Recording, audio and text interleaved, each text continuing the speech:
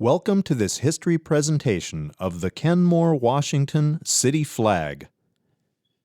It is our pleasure to present to you the history of the city flag that flies over Kenmore, Washington.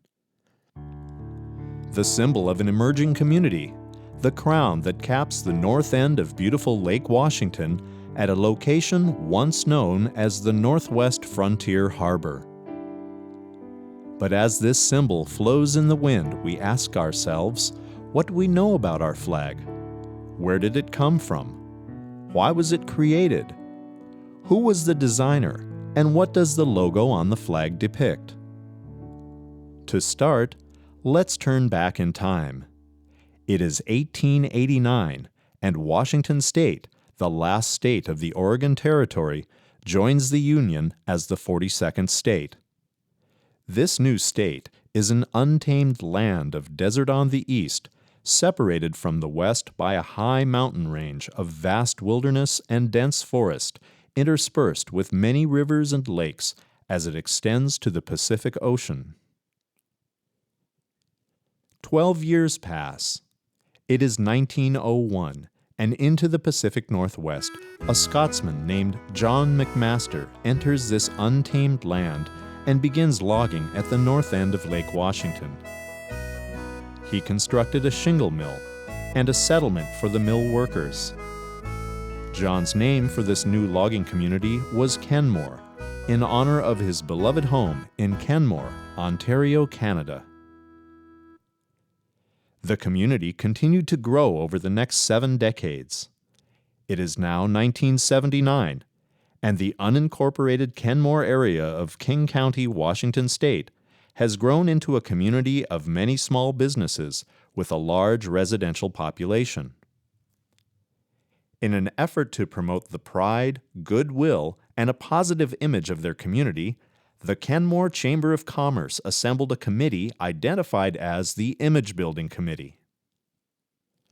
Robert Cruikshank, staff artist for the Suburbanite, a local monthly magazine, volunteered his time and designed a logo to represent the committee's vision.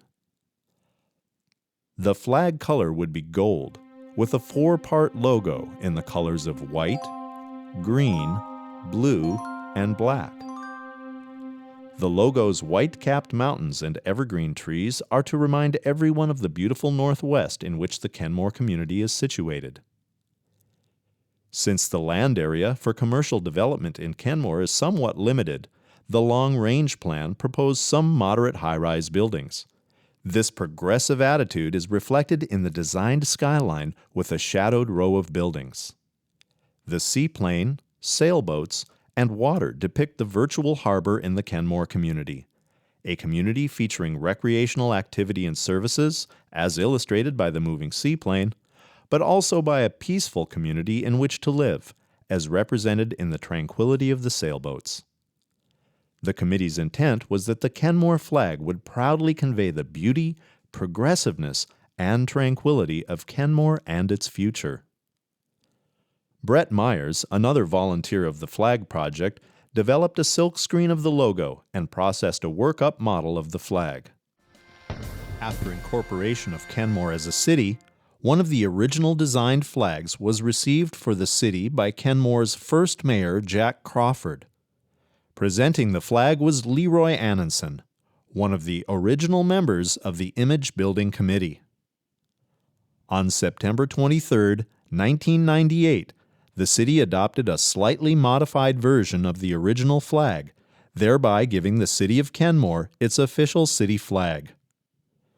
David Marin, co-chairman of the Kenmore Incorporation Committee, and Alga Janssens, a graphic artist who donated her time and skills, designed the modification and created the flag that is today the city's official flag.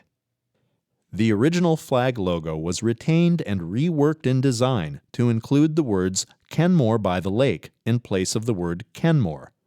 Blue herons were added because the heron is the official bird of the city of Kenmore, with numerous rookeries throughout the area. In respect of their original flag, remaining members of the original flag committee requested the city proclaim an official Flag Day in Kenmore.